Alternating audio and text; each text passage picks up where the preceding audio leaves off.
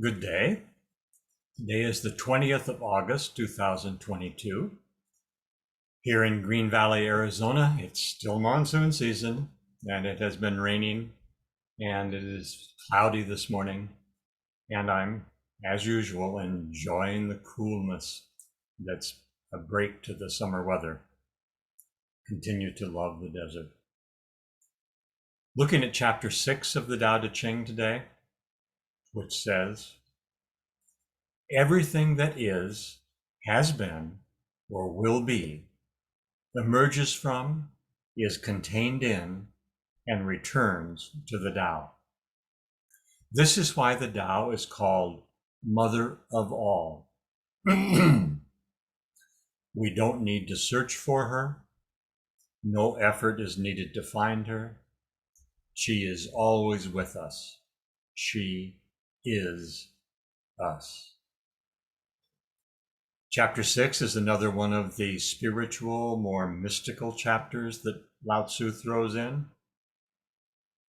Words can't contain the mystery, as we've seen in other chapters. They can only serve as illustrations and pointers to and representatives of that mystery.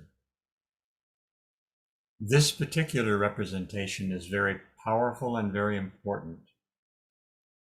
Throughout Lao Tzu's philosophy, we have the illustration of mother as the foundation of the cosmos, not father.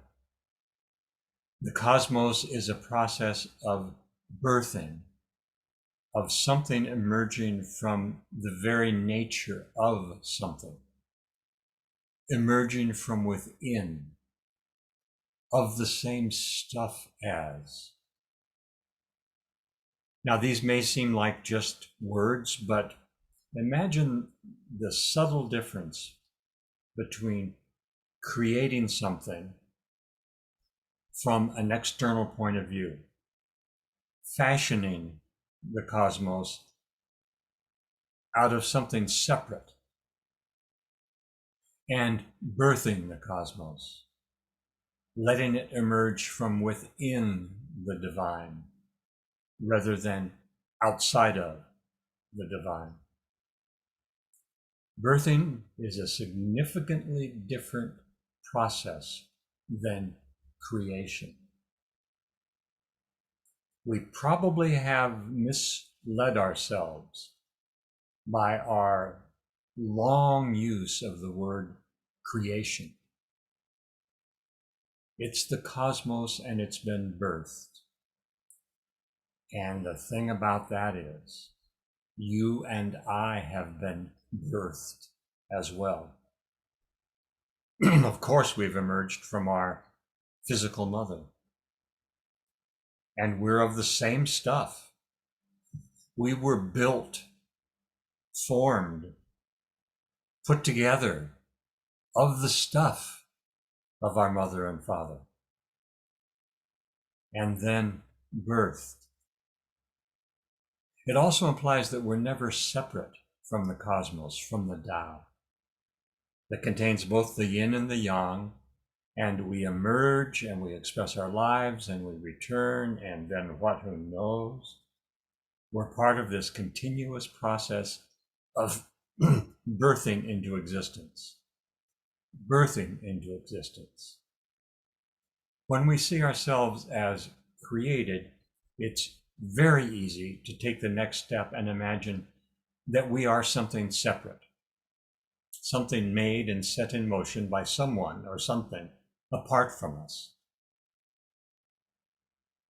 This idea of being separate from the cosmos, isolated, skin-enclosed identities, has caused us untold misery, harm, and violence. We're the very nature of the cosmos. And the interesting thing, Lao Tzu says, is that since we're of the very nature, we don't have to search for her. No effort is needed to find her. She is always with us. She is us. This gives a little bit of a different dimension to the idea of spiritual quest or spiritual seeking. I've often throughout my life identified myself as a seeker, and I know many, many people who have that self-definition of seeker. And it's interesting when we really look at that. It implies that there's something outside of myself which I haven't found yet, but which I can find if I just keep on diligently seeking. That's an illusion. The process of seeking is quite different from finding, being found, no longer needing to seek. And it's entirely possible that we've never, ever needed to seek. Our brain has created the illusion of the separate self, of somebody here, separate from that which I'm seeking. And all religious traditions, especially the Western desert traditions, have myths of the fall, attempts to describe this sense of separation that we have, which turns out to be an illusion. We're no more separate from the divine than the fish is separate from the water of the ocean. And you know the old story about the fish going around spending his life in the ocean looking for water, as an illustration of people who spend their lives looking for God. There's no looking. There's no seeking. There's only awareness of this is who we are. So how do I incorporate that awareness? Because my mind has spent many decades carefully constructing a sense of me or I out of this ever-flowing, ever-changing, ever-dancing, transient form of cosmic energy. And the only thing that enables me to keep this separate I is the function of memory, which itself is just a flow of cosmic energy. But can you get a sense of how the mind has tricked us? Has tricked us into saying that there is this permanent thing, this constant thing, when it's a flow, an awareness, a consciousness that's ever changing, ever flowing, ever dancing. And that trick of our mind has caused us to become survivalists. Here in the desert, I occasionally run across what would be called survivalists. And I find myself wondering, what a strange purpose for a lifetime. Survive. Can you pick one thing to do with your life that you are guaranteed to fail at? Survive. Why? What's this survive? Who survives? Who's in place that needs to survive, and can you do it? But it's part of that trick that our mind has played on us. It's had a little bit of a benefit to us, this idea that we're separate, we get to make bridges and we get to have relationships and we get to play that game. But oh, what a terrible cost we've paid for that benefit.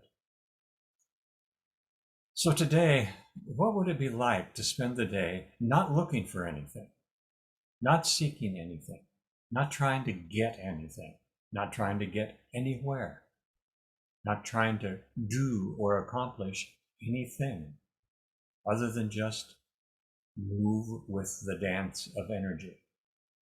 If that causes you to build something or make something or create something outside of you, or make a meal, or go someplace, or have fun, or just rest and heal your body, whatever arises, that's fine.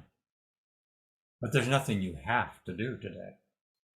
Nothing you really can do to change the fact that you're part of this dance, that you're never separate, you never have been, and never will be.